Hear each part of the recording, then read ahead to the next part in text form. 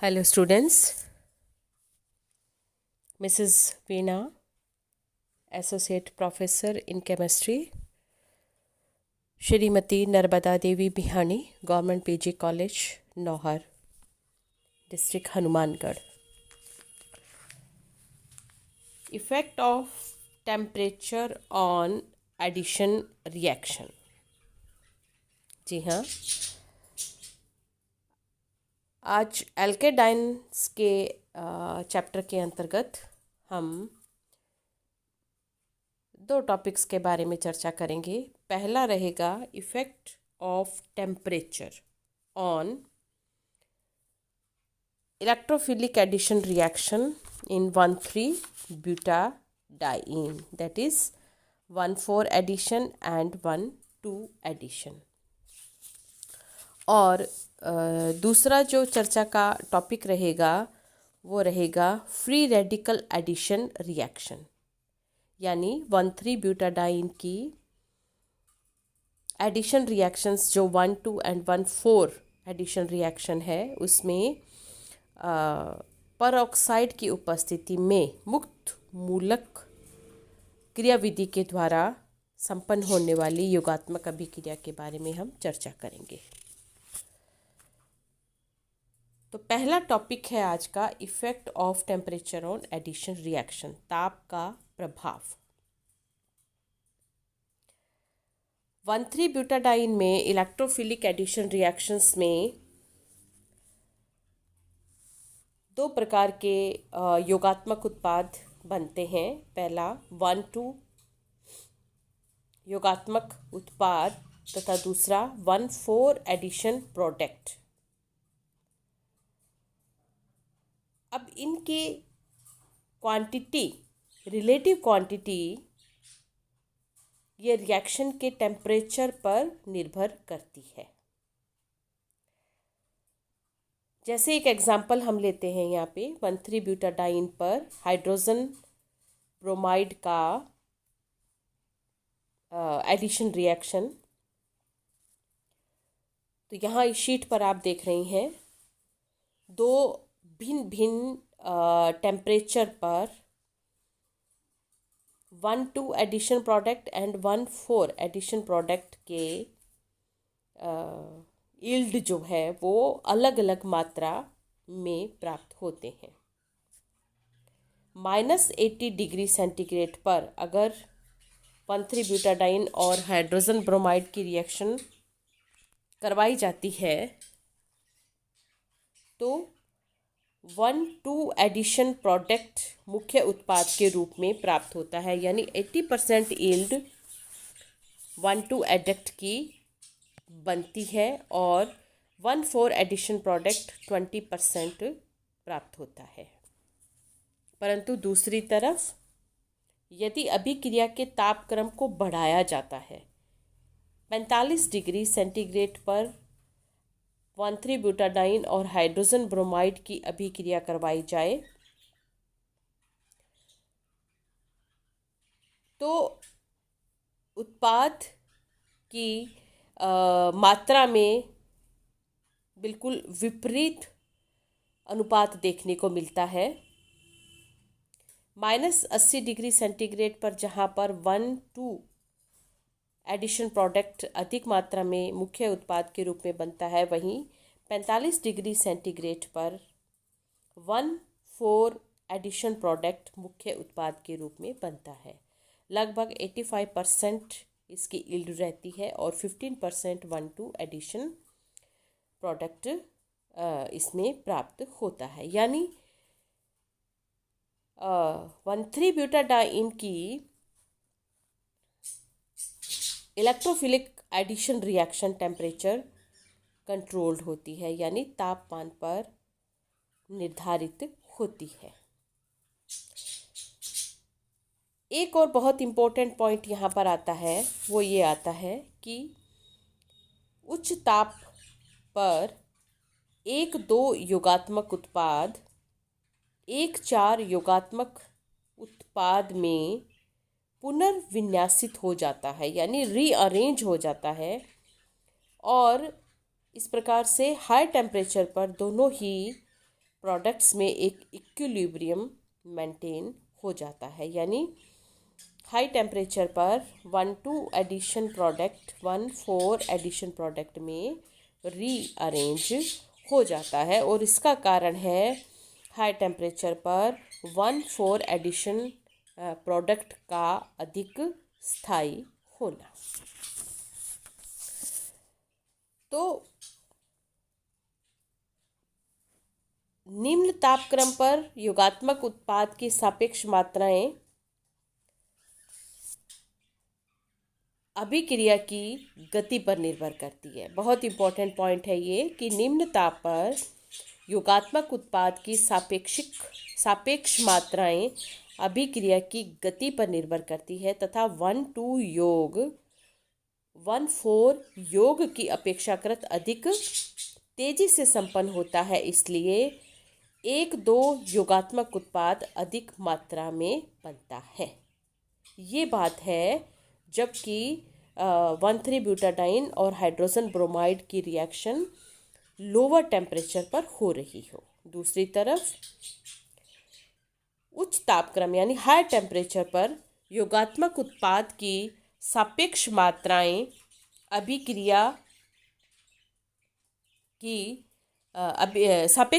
अभिक्रिया साम्य दिशा पर निर्भर करती है, और इस तापक्रम पर क्योंकि 1,4 योगात्मक उत्पाद अधिक स्थायी होता है, अतः उच्च तापक्रम पर अधिक स्थायी उत्पाद यानी 1,4 योगात्मक उत्पाद की अधिक मात्रा प्राप्त होती है। तो इसी पर आधारित होने के कारण 1,2 योगात्मक उत्पाद जो निम्न तापक्रम पर प्राप्त होता है, शीघ्रता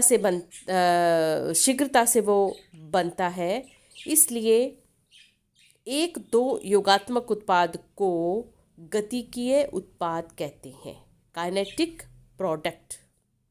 और यह अभिक्रिया जिसमें 1,2 एडिशन प्रोडक्ट अधिक मात्रा में बनता है, उसको काइनेटिकली कंट्रोल्ड रिएक्शन कहते हैं। और उत्पादों के बनने की सापेक्ष मात्रा उत्पादों के बनने के वेग पर निर्भर करती है। दूसरी तरफ जो 1,4 एडिशन प्रोडक्ट है उसको ऊष्मागतिकीय उत्पाद कहते हैं, थर्मोडायनेमिक प्रोडक्ट। क्यों? क्योंकि उच्च ताप पर 1,4 एडिशन प्रोडक्ट मुख्य प्रोडक्ट के रूप में बनता है। अब 1,2 addition product and 1,4 addition product के स्थायित्व अलग अलग होते हैं। 1,2 एडिशन प्रोडक्ट में एक एल्काइल समूह sp2 संकरित कार्बन से जुड़ा होता है, जबकि 1,4 एडिशन प्रोडक्ट में 2 एल्काइल ग्रुप्स sp2 संकरित कार्बन परमाणुओं से जुड़े होते हैं। और यही कारण है कि 1,4 एडिशन प्रोडक्ट 1,2 एडिशन प्रोडक्ट की तुलना में अधिक स्थायी होता है, और इसीलिए इस प्रोडक्ट को थर्मोडायनेमिक प्रोडक्ट कहते हैं। और ये अभिक्रिया भी थर्मोडायनेमिकली कंट्रोल्ड रिएक्शन कहलाती है। तो इस प्रकार से दोनों प्रोडक्ट्स को, एक को हम कहेंगे काइनेटिक प्रोडक्ट 1,2 एडिशन प्रोडक्ट को, तथा दूसरे को कहेंगे थर्मोडायनेमिक प्रोडक्ट 1,4 एडिशन प्रोडक्ट को। नेक्स्ट रिएक्शन है, टॉपिक है नेक्स्ट, वो है free radical 1,2 and 1,4 addition reaction. ये भी कॉन्जुगेटेड डाइन्स की एक बहुत ही इम्पॉर्टेंट अभिक्रिया है कि इसकी कुछ addition reaction free radical mechanism के माध्यम से संपन्न होती है, और उसी प्रकार से 1,2 एंड 1,4 एडिशन प्रोडक्ट प्राप्त होते हैं। जैसे एक रिएक्शन है ये 1,3-ब्यूटाडाइन की ब्रोमो ट्राइक्लोरोमेथेन के साथ पर ऑक्साइड की उपस्थिति में ये अभिक्रिया संपन्न हो रही है। तो दो प्रकार के उत्पाद इसमें बनेंगे।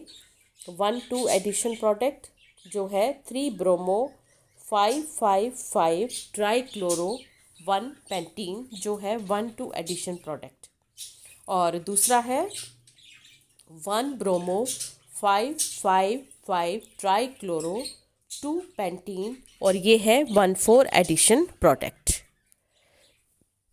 और ये अभिक्रिया परऑक्साइड की उपस्थिति में होती है, अतः मुक्त मूलक क्रियाविधि के माध्यम से संपन्न होती है। और सभी जो फ्री रेडिकल रिएक्शंस होती हैं उनके 3 स्टेप होते हैं चेन कि पहले उस स्टेप में परऑक्साइड से रेडिकल बनता है और परऑक्साइड फिर ब्रोमो ट्राइक्लोरोमेथेन से क्रिया करके ट्राइक्लोरोकार्बन फ्री रेडिकल इसमें बनेगा, और वह फ्री रेडिकल फिर CCl3 जो फ्री रेडिकल बन रहा है वो फिर 1,3-ब्यूटाडाइन से क्रिया करके और इस प्रकार से कार्बन फ्री रेडिकल प्राप्त होगा। एलिलिक फ्री रेडिकल यहाँ पर बनता है और ये अपने आप को अनुनाद के द्वारा स्थायी कर लेता है। और लास्ट स्टेप में जो एलिलिक फ्री रेडिकल बन रहा है वो ब्रोमो ट्राइक्लोरोमेथेन के दूसरे मॉलिक्यूल से क्रिया करेगा और 1,4 तथा 1,2 एडिशन प्रोडक्ट उससे प्राप्त होंगे।